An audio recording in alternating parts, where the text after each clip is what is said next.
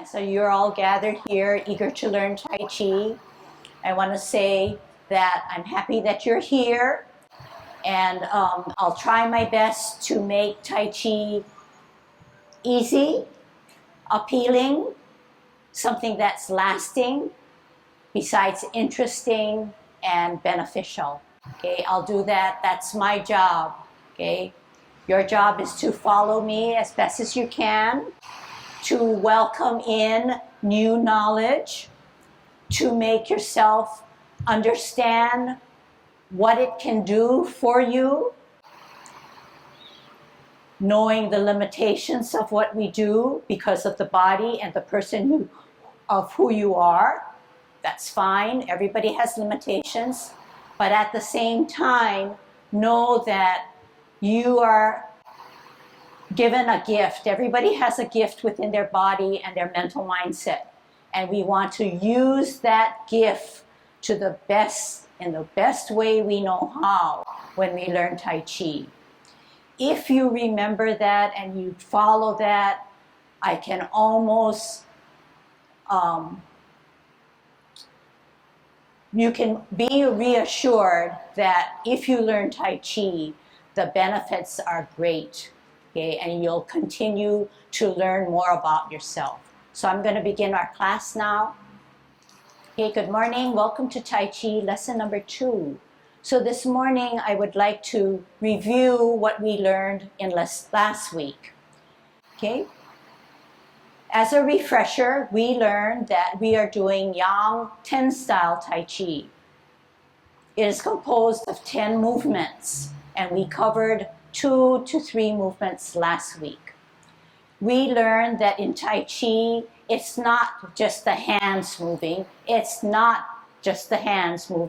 but together with our feet, we're making that flow of energy work for us. The ultimate goal in learning Tai Chi is that with our internal energy, or what we refer to as Qi, we want to activate it.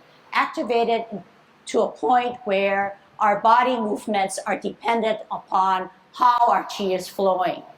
As a result of doing this smoothly, we will unlock, or we will clear the channels within our body to make that Qi flow, and we will then feel what we refer to as something more peaceful, something more healthy. Okay, so that's our ultimate. In a small, summarized version, after we learn our movements, there's a transition where we're confident, we know what we're doing, and then our mind then takes over and generates our movements. Okay, and that's a long-term task that we're starting on. It's our journey. Okay, so we learned that in Tai Chi we have to be aware of our physical body. We have to remember that our feet as well as our hands have a specific role. We know that we are looking at angles, we're looking at body alignment, and we're looking at, as well as our hands, as well as our feet, as well as our neck, as well as our head, and what we are thinking. So we talked about Tai Chi posture. If we begin doing Tai Chi, we need to remember that we have at least 7 or 8 elements in a Tai Chi posture. So as I'm reviewing them, can we then take it to be your posture? We said that our shoulders are relaxed, so that our fingers now are to the sides of our pants. They're relaxed as if we're a rag doll rather than upright soldier. As a result of dropping down our shoulders, we feel that our knees are now relaxed. They're not taut, standing, stretched out, but relaxed. However, they are not bent, okay, because there's no energy that we have expended yet. So as a result of our shoulder being relaxed, our knees are also relaxed. Something else occurs. At this upright position, which is not in my Tai Chi posture, I drop my shoulders, I relax my knees, but I feel that my butt now is tucked under. It's not protruding backwards, and neither is it straight up. So that's the third element. Our chin now takes a slight dip. It's down slightly, not totally down so that our glance is down to the floor. So as we tuck down our chin, something else happens. Our chest now sinks inward or concave, not upright, but down, relaxed, helping our body to relax. Our glance and our eyes are very important. They can never look at anyone directly, if there are viewers or audience or other students or a teacher, but they are looking ever so far out in the distance, and it never stops that glance or that stare or relaxed look. Okay, so you're looking far out. However, it could be a little bit downward towards the tiles of your floor, but way down beyond the wall. The next element is that your tongue is on your palate, not pushing against your front teeth, but on your palate. Okay. We remember that all of these elements are held together by our silver silk thread that goes through the middle of our skull, down through the middle of our body, all the way down, especially addressing 2 or 3 inches below our navel, called the center of balance, which is called our dantian. If we focus hard on our dantian, that will help us with our movements, especially with balancing. Okay? This silver thread holds us upright. It reaches all the way up to the heavens. It never allows us to go forward, backwards, or sideways. Okay? With that in mind, we're going to review. Okay, I'm going to turn this way. We talked about, first in our Tai Chi posture, we talked about a T step. How do we make the capital letter T? We put all our weight on our right foot as if we're rooted down or grounded. Our left foot starts to elevate and it's on its toe, and we lift off the ground and we put it to the stem of the capital letter T. So the formation on our feet looks like the capital letter T. When we take an L stance, it'll be more apparent of our T stance. When we take the perfect L Tai Chi stance, we are coming out, but to the side. But when we place our heel down, it is in line with the tile of that flooring or parallel. I will show you what I mean, and I want you to wait before you advance. We said that we are now in a T stance. We want to get to an L stance. To get to an L stance, we have to advance our weightless foot, which is our left foot. We're going to come out and to the side. So watch first. We are going to come out and to the side, making sure that our heeled foot is on a line or parallel to that line. So my foot is not on a line, however, it is parallel to the line where we're now going to advance. Okay? So here I am with, like you, I'm on my T stance. I'm weighted on my right foot. This is called a T step. Can I hear you say that? We are going to do an L stance. I want you to come out and to the side. Can you show me with your hands what I want you to do with your feet? I want you to come out and to the side. Here we go. I want you to come out and to the side, making sure you're on your heel, parallel to a line, or on another line. Then I want you to come down on your left foot, but advancing that energy from the back foot to make that apparent. Now you look at your feet and you ask yourself, and if you can correct yourself, self-correct, this is what I want you to be in. The left foot is flat. It is parallel to the line or on a line. The knee is not beyond your toe. The knee should be in line with your toe to have correct alignment to help you with your safety of your knees and joints.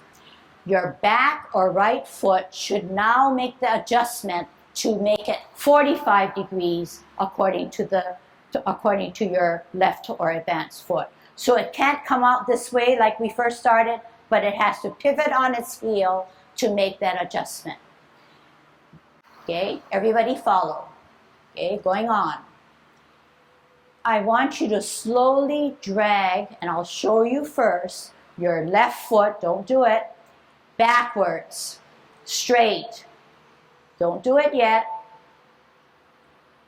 If you do that and you see a space within your 2 feet, you are correct.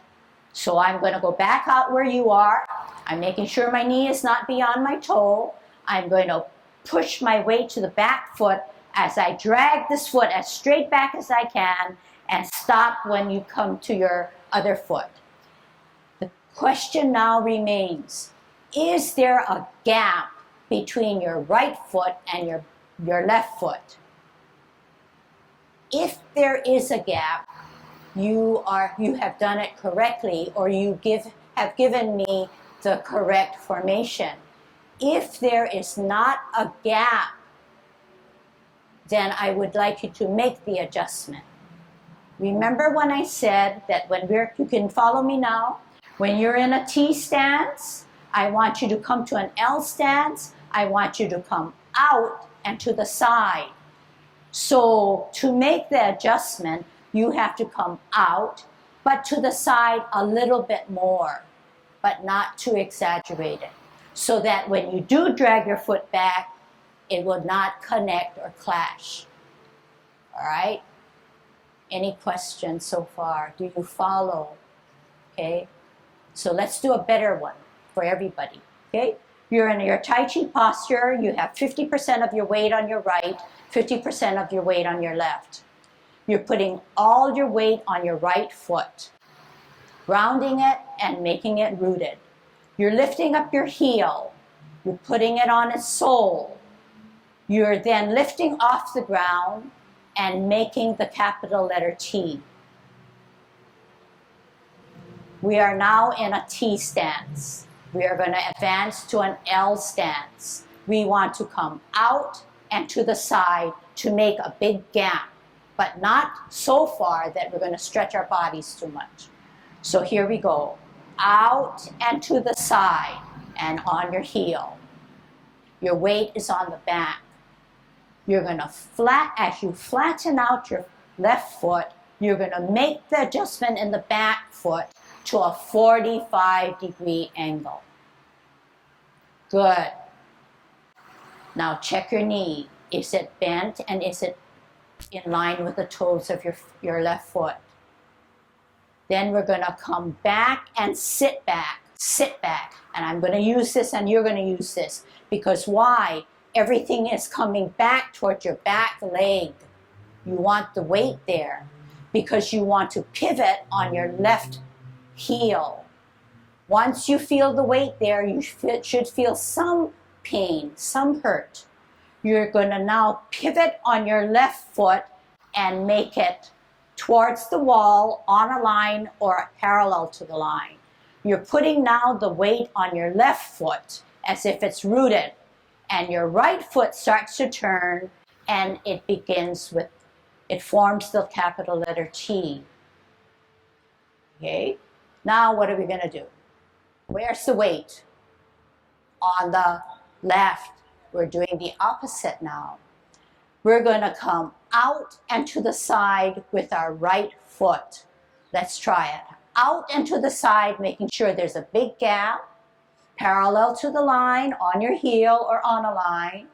When we flatten the right foot, we're going to adjust the back foot to a 45-degree angle. And we're flat. We're checking now to see if our knee is in line with our toe. Then we're going to sit back, all the way back. And what are we pivoting now? The right heel, because that doesn't have very much weight. You're going to pivot all the way till it's on a line or parallel to the line. Our left foot now takes the advancing position, or the weightless foot. It's on a letter T. Now we're going to do the L. Out and to the side. Flatten as you adjust the back foot. This is called a bow stance. We're going to sit back. We're going to pivot. Weight down that foot. Bring up the other foot. Make it into a letter T. We're going to make an L stance by coming out and to the side, making that gap on our heel, placing it down as we adjust our back foot to a 45. Very good. Sit back, twist step, shift your weight, T stance. All right. I'm going to move on now to the movements that we're reviewing.